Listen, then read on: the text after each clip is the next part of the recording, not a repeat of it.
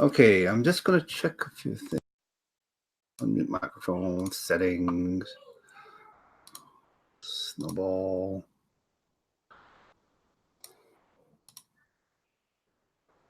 Okay, I hope everyone can hear me. If not, then that's just too bad. Anyways, I am going to do today what we call a revision of the marketing course. Some of you take marketing with me, some of you don't, and I don't really care. But what's more important to me right now is that you guys do understand the few simple principles of marketing. And when it comes to simple principles, it is not as simple as it seems.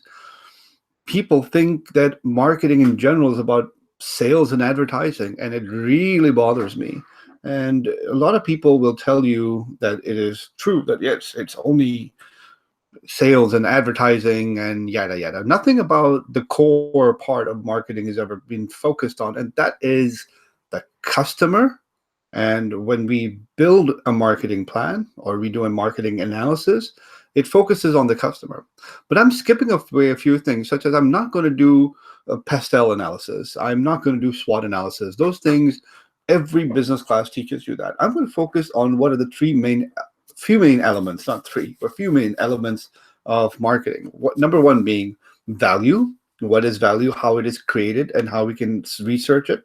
Number two is the initial exercise of marketing strategy, which is segmentation, targeting, and positioning. And after that, we build upon the 4 Ps of marketing, or what we also call simply the marketing mix. Okay, so if you have any questions, don't ask me because I'm sick and tired of revising it. Anywho, yeah. Let me see if I'm on YouTube. Woohoo! Hey, I'm just checking for myself, You never know if my channel. Oh, live now. Who's watching? Who the hell is watching right now? Oh my God. Is it me? No, I don't think so. Oh, Joshua Cooper. I'm going to leave now since I don't know why you did a live stream and I'm not in the class. Joshua, don't go. Don't go. It's just a revision.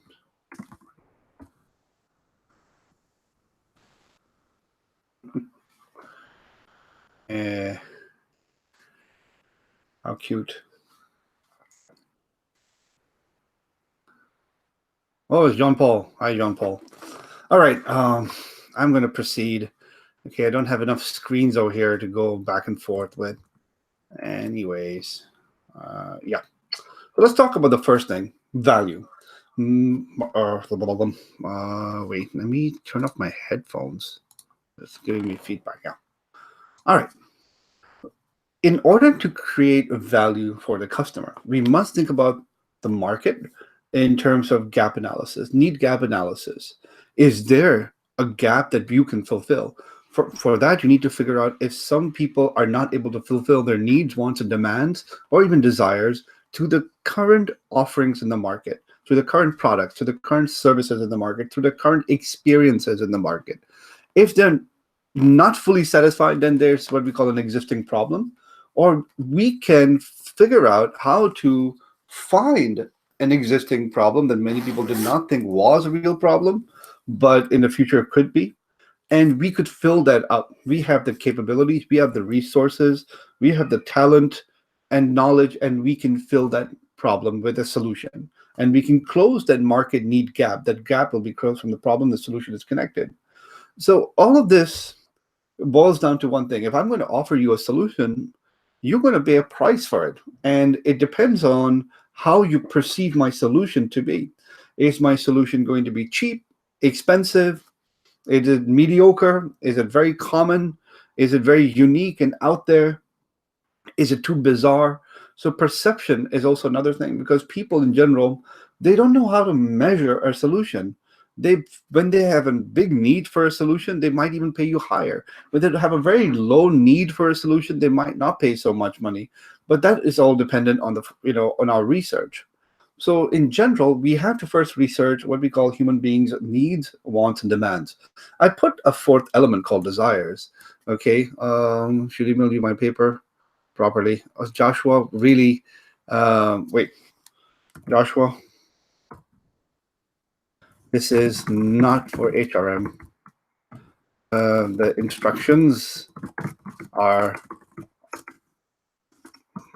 on BCom.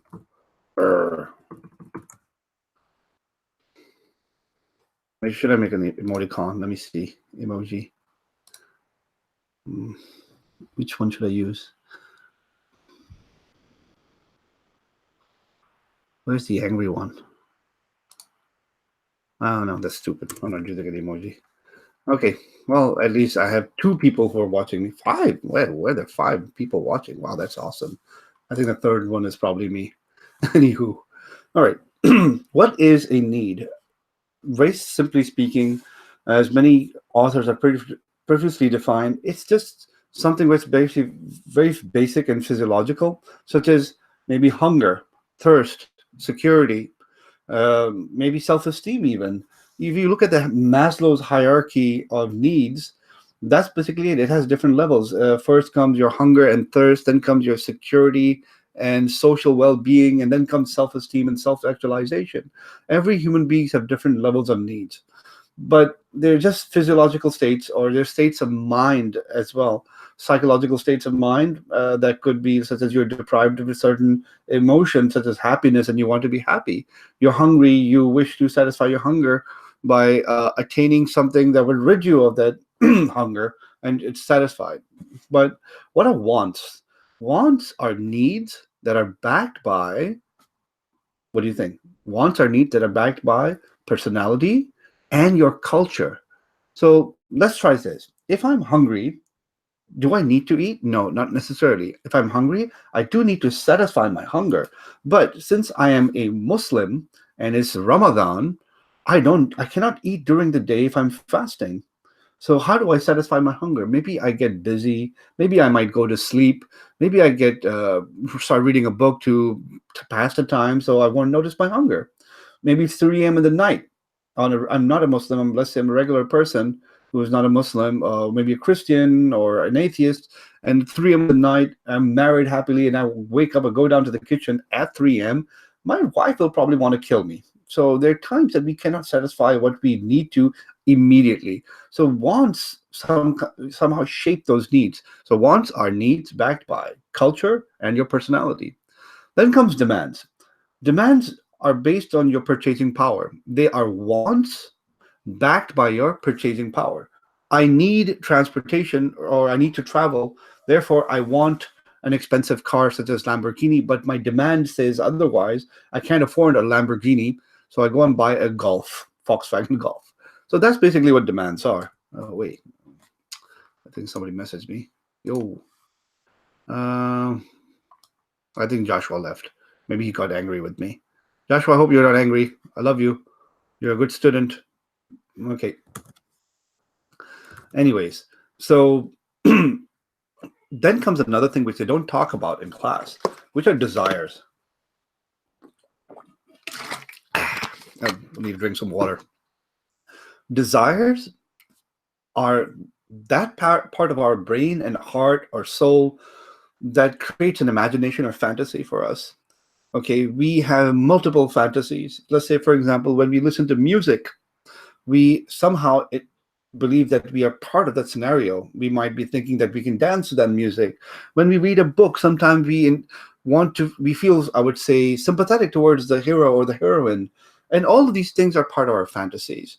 So, and sometimes we spend a lot of money on expensive items that have no real value other than emotional value. Sometimes we don't throw away old things because it has old emotional value, such as you might have a lucky t-shirt, you might have some lucky shoes or tie, you might have something that you kept around forever.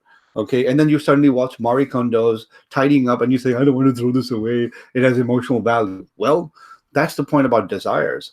Desires are fantasies that are backed by irrational demands. Okay, those demands can't be rationalized. When people listen to music from, let's say, Kanye West, and they say Kanye West is the best, says who? I'm offended by that. And his ways, he's not the best. Neither is Beyonce. But people have fantasies about them. They create those sort of videos and music and hype about their fantasy, and people buy into it. Therefore, you need to understand these things before you can actually create a solution, or what we say benefits. Now that I talked to you about these things, remember the word I used, it was perception. Perception is not equal to reality. Your reality is very different, but people are always have this filter around them that's called perception. Like they say, beauty is in the eye of the beholder. Similarly, when somebody's buying a solution from you, the value is in the eyes of the beholder, and that's simple. We have a formula for that. How do we know that someone would demand, I would say, a solution from us? At what level? We use a formula called value. Okay, value over here actually stands for the sum of all perceived benefits minus the sum of all perceived costs. Now, benefits can be monetary, benefits can be emotional, benefits can be psychological, physiological, such as, let's say, I am hungry, I need to satisfy my hunger, therefore I wish to eat McDonald's. I can afford McDonald's, however, my health cannot afford it, yet I eat it. The benefits are it's actually not very delicious, but my mind says it's delicious, my body says delicious, but the cost is higher cholesterol, and maybe it could be unhealthy for me to eat it, other than the cholesterol's got a lot of fat. But for me, the perceived benefit of eating McDonald's was much higher than the perceived cost of getting fat and gaining more cholesterol. Therefore, it gives me positive value, and therefore I can charge a price for that value, and the customer is willing to pay for it. Okay, so I'm moving ahead to the next slide. Any questions? No, guys, feel free to ask questions. Okay, don't be shy. Okay, don't be shy. Ask questions.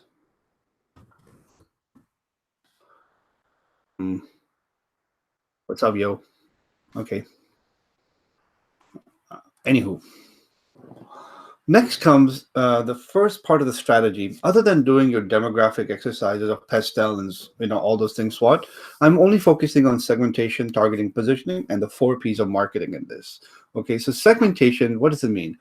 It's the use of the formula, I wouldn't say formula, a template, putting demographics data, psychographic information, behavioral patterns, and of course, geographic locations or region locations, information about various consumers, and creating what we say homogeneous groups about them. When I say homogeneous groups, say, for example, people who live in the south of France, most of them prefer to go to the beach. People who live in the north of France prefer to, I would say, stay at home and read books.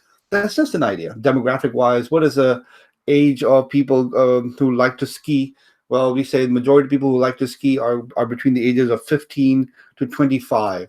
Psychographic are basically your attitudes, interests, and opinions. Behavior are your consumption patterns. How do you consume certain things? What is your level of consumption? Let's take, for example, behavioral wise. Okay, consumption of coffee.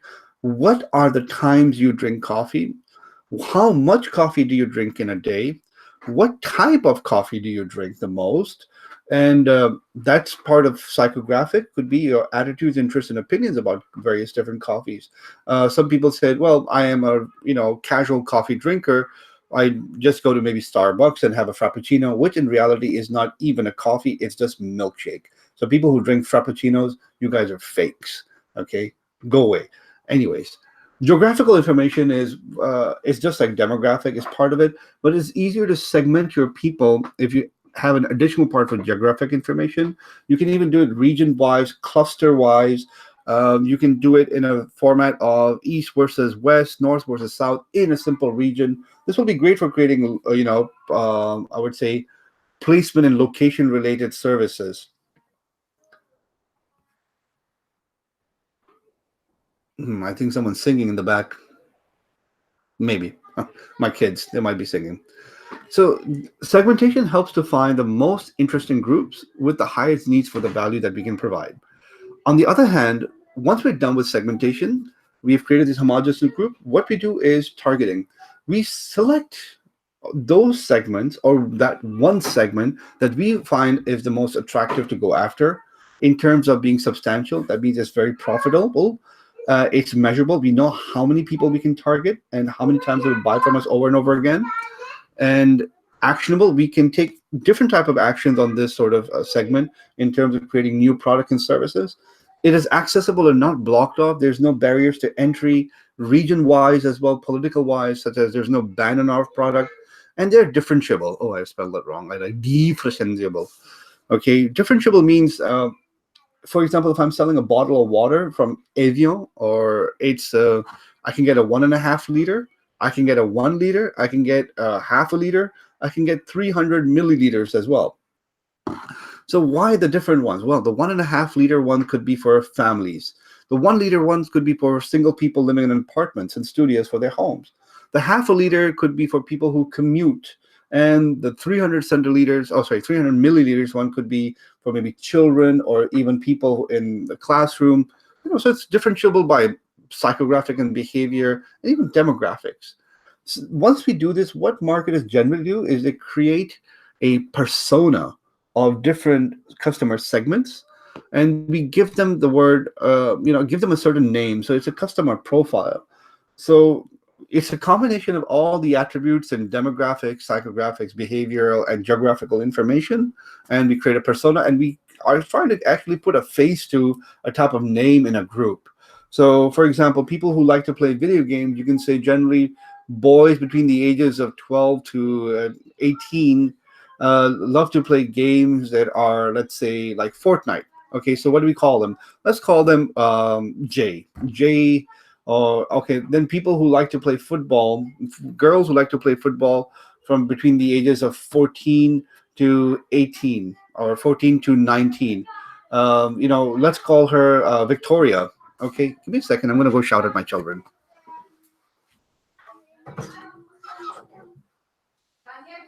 Whoosh. Hey, I'm recording. Well, they're so excited. They found out that my son has just done a potty in the potty.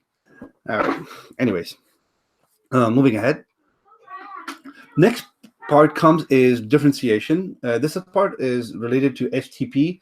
Segmentation targeting is done, then we have positioning and differentiation. But I'm going to talk about differentiation first, because I think when you are trying to create a image about your company in terms of value and that sort of perception, you start with differentiation. That would be better. You can differentiate your products based on, I would say, your values or solution based on the product's attributes. For example, let's say toothpaste. Toothpaste has attributes such as, it kills germs, bacteria, it gets rid of gum disease, it's for bleeding gums, it's sensitive for sensitive teeth, it's for giving you fresh breath, and there's so many attributes. Similarly for services, for example, Amazon provides various services. It provides Twitch for video game streaming. It provides you Audible for book downloads, audiobook download. It has Amazon Prime videos. It has many different service attributes to it, which we can use to market. Then also comes the image of the company overall through its branding or the experience people have going through it, such as Apple. It's a very powerful brand. On top of it, Apple has this unique ecosystem, whereas if you have an iPad, an iPhone, or a MacBook, it creates that sort of ecosystem between, which gives you a very seamless experience. And also it helps you make you lose a lot of money once your product is damaged. They charge you an arm and a leg. So that's why I'm never an advocate for Apple. Sue me. Anyways, then you can also use people to, I would say, differentiate yourself. What type of people would be interested in buying your product? So you can have representation through maybe celebrity status. You can have representation through your own people that you hire. Take, for example, that product brand called Supreme Clothing. Supreme CEO or MD, whatever his name is, he once said, if you have never heard of Supreme, then it's good, because we are not meant for you. They like to remain, I would say, like that brand that's always kind of, what's the word I would use? Underground in a way. It's not for everyone. So that's fine. So people, and can be a representation of a name too. For example, Louis Vuitton, Chanel, Yves Saint Laurent. These are people's name, but they're also brand's name, and they give a different type of differentiation to the product itself. And then comes channel. through what channel are you selling it through, or you want to market it through? Do you want to sell it through online or offline or both? Do you want to, I mean, for example, iTunes became very famous because of its channel. iTunes allowed you to access a huge library of music. Okay, so that was pretty cool. Then comes streaming like Netflix. That's a channel. You don't have to download. You just have to log into Netflix, or I would say download the app, and you're good to go. So that was their channel of marketing their products and services. Anyways, moving ahead, let's talk about positioning. Anyways, let me just check if any comments are here. Oh my God. Can we access the video later? Yes, you can access the video later, I suppose. I don't know. But I think you can. Oh, Anand, your message was retracted twice. I don't know why. Is there an alternative to the FTP model? No, Anand. Not that I know of. Victoria, can we skip the marketing project and start vacation sooner? Go home, bro. Victoria. Victoria. Why do you do this? Okay. Wait. I should email you my paper. No. Okay. Why would you say that's racist? What's racism? What did I say that was racist? Forget it. Anyways, positioning. In positioning, remember something very carefully. You're positioning in the hearts and minds of the consumer. When someone says, would you like something to drink in terms of a soda? What comes to your mind first? Coca-Cola or Pepsi? If either one of them comes to your mind first, that means they hold the number one spot in your mind and heart. And same goes for, let's say, hey, do you like football? Yes, I do. What's your favorite league, or what's your favorite team in the world? And some people, like from my country, we're Pakistanis, and Pakistanis will tell you that their favorite 3 or 4 teams in the world are Holland, Germany, Argentina, and Brazil. How is that even possible? But people have favorites, and it's hard to actually reason with that, because that sort of perception has been backed by many experiences, opinions, and attitudes from a long time ago, or even from just a simple impression. So what we do are 2 things. We do a perception mapping and also value positioning strategy mapping. Precision mapping is very simple, but a lot of people do this wrong. You have to understand it's based on pricing models, such as, is it a luxury premium pricing, or is it basic pricing? It's one paradigm. The other one is usually based on functionality of that product that gives it to you, okay? So you draw out, according to your research, how people have given you a perception of your product or service or brand against the competing ones. Where do you lie in that perception map? Okay, now that is like your current situation. But with a value positioning strategy map, which is the 9 boxes, you get to figure out how you want to market your idea in the future, and then you can recreate your image. So that is based on benefits versus cost. Now, when we did this in principles of marketing, benefits versus cost, what does it mean? There's 9. Oh shit, I should have actually attached that over here, but I didn't. Anyways, you can revise in the book. There's something called more benefits for more price.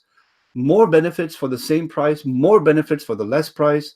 So what does that mean? More benefits meaning, let's say I'm buying an iPhone 8. I get a lot of benefits psychologically, emotionally, maybe, and functionally as well. But I'm paying a very premium price for it. But I can buy, let's say, a Huawei P10, and I get the same level of benefits, more benefits, but for a competitor's price, the same price as a competitor in the market, such as maybe Asus, Lenovo, and all. Okay, but it's lower than iPhone. Then more for less means, let's say I bought an Asus, which probably gives me the same benefit as the functionality and emotional benefits that I need from other phones, but it's for a much more lower price. It's basic price, okay? But once again, it's about the cost I'm giving up versus the benefit I'm attaining. So you have to think very carefully about your target market and what sort of benefits they want to attain and what sort of cost they're willing to give up. Similarly, when it comes to, you should never have a higher perception cost versus a higher, versus a lower benefit. I mean, if people think that you are charging too much, or the cost of acquiring, using, and disposing your product or service is too high versus the benefits they would attain, they would reject your offer. Similarly, that's why I rejected all Apple products, because I think I'm going to pay too high of a price for my freedom. It won't give me that emotional benefit. I can get the same emotional benefit, functionality benefit that I can from another computer like a Lenovo machine or Asus or Toshiba. But some people do it also for the image or peer pressure. And that's why, for me, it's hard to convince me to go buy an Apple. Even though I'm a marketer, a lot of marketers, they go buy Apple products because they want to be seen with those. Not me. That's why I teach marketing. Any questions? Let me see. Okay, Apple thing. Yeah, I know. I hate Apple. Well, no, actually, I don't. I respect Apple products, but not their marketing philosophy. Yo, that is more politically correct, right? Moving on. Let's talk about product. We're moving on to the 4 Ps of marketing. And all, how many people are on? 5 people that are watching right now. Thank you for being my audience. This is hilarious.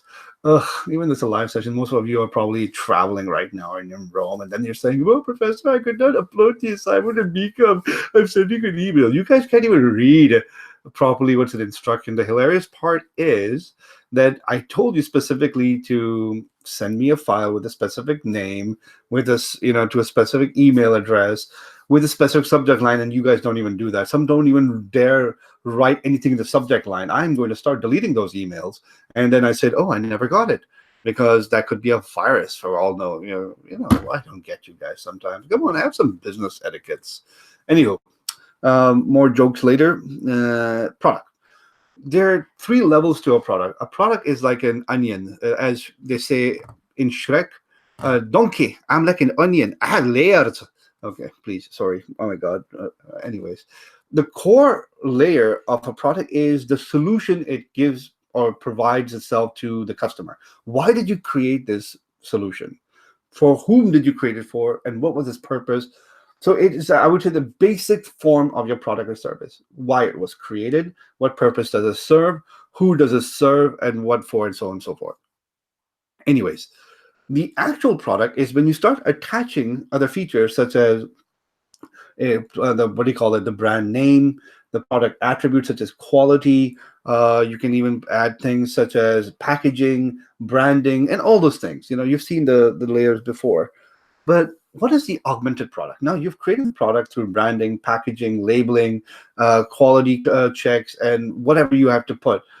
But actually, the augmented product is, let's say, using customer services, after-sales services, warranty and guarantees, credit payments, and all those things that makes your product a little more attractive than the others.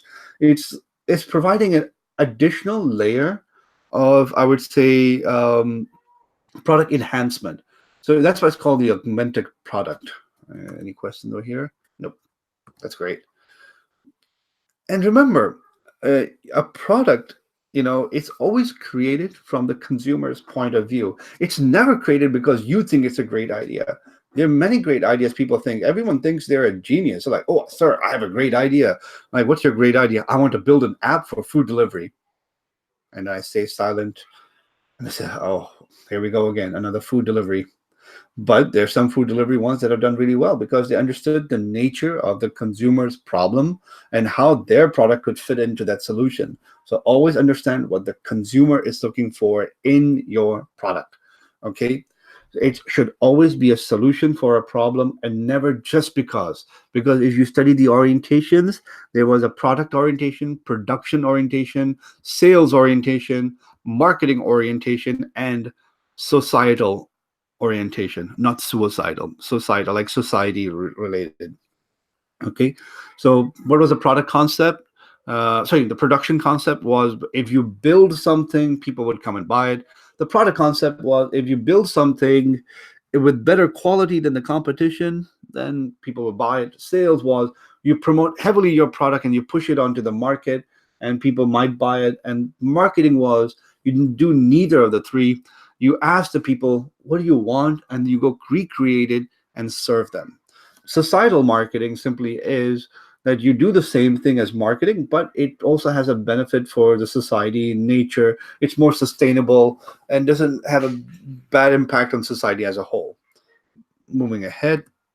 Oh, I've already surpassed the half an hour mark. I don't want it to be longer than this. Anand, is it hard to market products or services? I'm sorry, Anand, I didn't understand.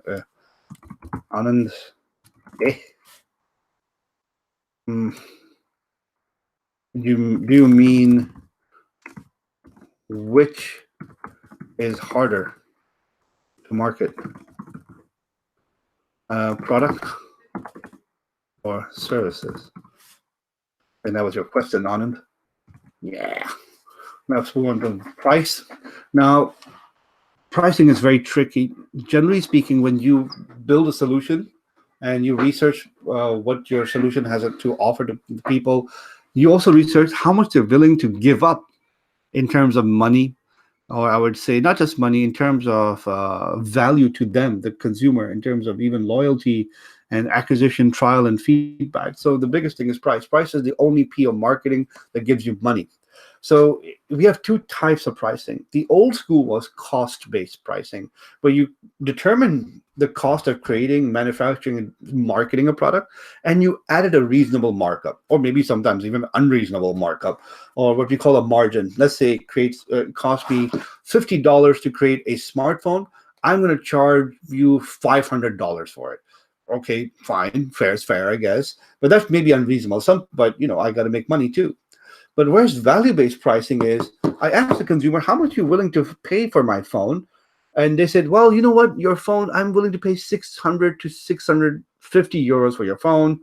And I go back and tell my people, hey, this guy's willing to pay 600 to 650 euros for our phone. Now let's try to determine how much it will cost us to build it, and we try to bring it down as much as possible. Initially, it cost me 50, and I charged 500 euros for the product. But now you're willing to pay 600 to 650. I go back, I try to get the lowest reverse bid. Maybe I get a cost of manufacturing and marketing up to, let's say, 40 or even $35, 35 euros. Oh, 35 euros, and I charge you 600 and maybe 25 euros. That's a bigger margin than the previous one. So value-based is, in a way, determining what is the highest price I can charge you, the ceiling. I should never go above that value. If I do, my consumers will think I'm cheating. Just like what happened to Apple phones. Apple iPhone 10 is a flop for that reason, because it was too extravagant in its pricing. Floor is the lowest price I can charge for my product. If I charge something less than that, I will end up making losses. Anywho, let me check. Is there Anand? Yes, the STP model remains same when it comes to market, product, service. Yes, it does. At the end of the day, a service is not so different from a product. They still use the same model, but with few differences in the manufacturing. Oh, wow. Well, how many people left? 6 people watching now. I wonder who's watching. How can I see who's watching? No way to find out.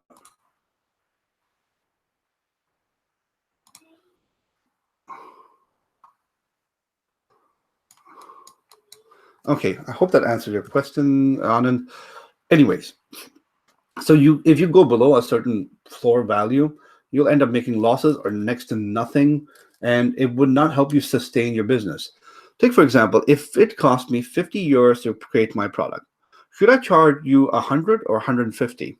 Now, some of you might say, oh, 100 is fine. I would say no, 150. If you do the mathematics, the money you will make from 100 is just the money that you actually put in. The 50 that's coming back to you is okay, it cost me 50 to create. I'm going to sell it at 100. I cover the cost of manufacturing. What I get back is not sufficient for me to recreate another one. So if I charge 150, 50 euros will actually go into my pocket, and the other 50 will go back into recreating something. That's why you charge a reasonably higher price. So remember, price is a factor also of demand and supply. If there's very high demand for your product, you can charge a higher price.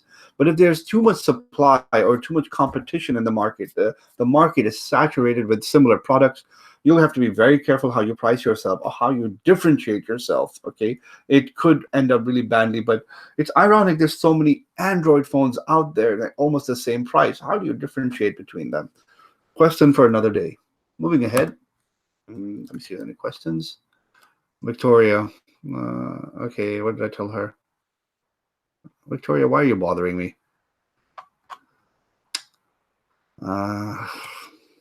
Anyways. Okay. Oh yeah, Victoria's saying I'm here. All right, Victoria, you win in Student of the Semester award. Please go and treat yourself to a pizza on my behalf. There you go. Hi, Victoria. Okay. Now let's talk about place. Now the thing is, I do have a video on placement, but I'm gonna pretty much do this a little more quickly. I don't want to exceed the mark of 45 minutes, and it becomes too long. Anyways, this is basically channel marketing. How you manage the different channels, logistics, supply chain, and all those things. A huge subject. That's why we have topics such as even international business, supply chain management, all of this, even including maybe omni-channel marketing. All of them come, full circle. It's a business decision, not just a marketing one. But to keep it clear, why is marketing involved over here? Is you have to understand the structure of your market. How do people demand your product and service? For example, food delivery. Food delivery has become very popular in the last few years in many, I would say, densely populated areas, because restaurants become overcrowded. Restaurants, you have to go to a restaurant. Why can't the food just come to me? And if it comes to me, I can eat it in the comfort of my home or my office or my school. So, the structure also determines how you serve the customer. You can have also, some companies like, for example, Zara, they are what we call a vertical marketing company. They serve their consumers directly from their direct source, meaning they open up their own store and they sell it from their own store. All the suppliers, they own their suppliers, they own their manufacturers. All let's take, for example, Apple. Apple has their own Apple store. They have an online store as well, but they also sell to you indirectly. You can go to Darty, you can go to Boulanger, you can go to PC World, you can go to Amazon, and you can buy their products from a reseller or a retailer as well. Or you can even have mixed mode. Apple goes through both channels. It goes online, offline. It goes through resellers and retailers as well. That's a mixed mode. Mixed mode is usually used by companies who are very big, but in general, if they're going indirectly to you, is because they don't want to open up their store over there. It's too expensive in terms of operations. So they open up only direct when they think they have a good, I would say, image, and I would say high demand. Let's say we'll go directly. But if we go indirectly to a retailer or a reseller, that means they're not really interested in opening yet. They just want to have a little bit of presence. Same can be said for bricks and clicks, pure play or bricks and mortar. Some companies use both online and offline modes. Okay, Victoria, oh my God, thank you. I'm not giving you pizza. Lol. I'm not giving you pizza, sorry. Bricks and clicks is when you have an offline store as well as an online one. You use a mixed mode. This could be generally interesting for people who are interested in checking out the product physically, such as, I would say, fashion and retail. Fashion retail, obviously, people sometimes come to check out their clothes, and sometimes they buy online. Pure play companies, on the other hand, are 100% online. This could be highly service related. For example, let's say, Office 365 is an online service. Gmail or Google Docs is an online service. Okay, 100% online. Then there's some stores or companies who don't have any online presence. They're 100% bricks and mortar. They don't believe in going online because it doesn't serve them any purpose. Let's say, for example, a kebab restaurant or Turkish kebab restaurant on the corner of the street. They probably don't even have any online presence. You can't buy anything online. They might have a social media, they might have a Google My Business account, but that's it. You have to find them physically. And it makes sense depends on the operations of the business and the capacity of the business to be online. Maybe they don't need to be online. Anyways, moving to the last slide. Any questions? Nope. Oh, good. All five people. One person ran away. I think Joshua ran away. Joshua, come back, please. Anyways, okay. Promotion, or what I like to say, communication, the fourth C of marketing. Okay, it was the four C's are, let me repeat. For product, it's consumer. For price, it's cost. For promotion, it's communication. And for place, it's convenience. So communication should always be a bilateral medium. It should be a two-way street. People should be able to talk to each other. And the biggest quality of any marketer is to listen into the conversation and feedback of the consumer. When I say listen, is essentially meaning you have to research the consumer at all times. You have to have methods or control loops in where you can gather information. Nowadays, it's a little more easier if you have digital tools to use, such as, let's say, social media listening tools. Your website has that sort of control panel there where you can find out what type of people are coming to your website, or what are they shopping, what are their interests. And so basically, a communication tool is a listening tool. It helps you find out or figure out what your people are talking about and what would they desire from you. In general, we have courses for this called integrated marketing communication, or any sort of agency who builds on this sort of what's the word, advertising agencies or whatever. They use all these techniques, but you know the promotional mix consists of five elements. The first one is advertising. Advertising can be outdoor, such as billboards. It could be what do you call it? It could be broadcasts like TV and radio, or even the internet. This is where you actually place ads. It could be in magazines like print. Okay, and then there's public relation. Public relation is not really advertising, but it's a bit like social media. It's where you use like maybe a spokesperson, or you use reputation management to, I would say, or even word of mouth to enhance your brand's image and get the word out there for exposure. Then comes direct marketing. Direct marketing is the simple form of cold calling your prospective customer, sending them emails directly if they subscribe to your email, or sending them brochures, or even, I would say, no, that's it. Direct mailing, direct emailing, direct phone calling. That's direct marketing. They know who you are by name. They know your address and phone number. And they call you to prospect for their services or products. And then comes personal selling. Personal selling agents are very common, where the product itself or the service itself is, I would say, complex in nature, such as when you have to buy a computer. When you buy a laptop PC, some personal sales agent will come to you to advise you. If you're buying a car, then you might need to have a car dealer to advise you. If you're getting a loan or opening up a bank account, then the bank teller sits down with you, the bank manager explains things to you. So these are what we call personal sales agent. They're very much required for complex products and services. Lastly, we have sales promotion. Okay, do we have any questions? No, thank God. Sales promotion is simply pushing your product into the market via discounts, loyalty programs, and all those other antics where you push your product for a lower price and you try to get more exposure for it. Okay, and it's generally a very simple technique, but I'm not going to dwell too much into this. It's an easy idea, but I'm just doing a wrap up. Anyways, well, my friends, I don't want to continue further. I just wanted to explain everything in a very short amount of time. My time period was 45 minutes, and I hope I did a good job. If you liked it, maybe you could comment what else you want to see next time. So it's a wrap, and I thank you. I think the video will be available again. Post your thoughts in the comment section, and thank you very much, all five of you or six of you, for being part of this. That's a wrap. Thank you very much. You are a mother much.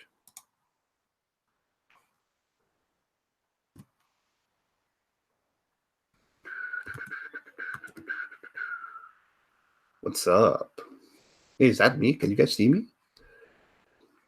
Bye bye.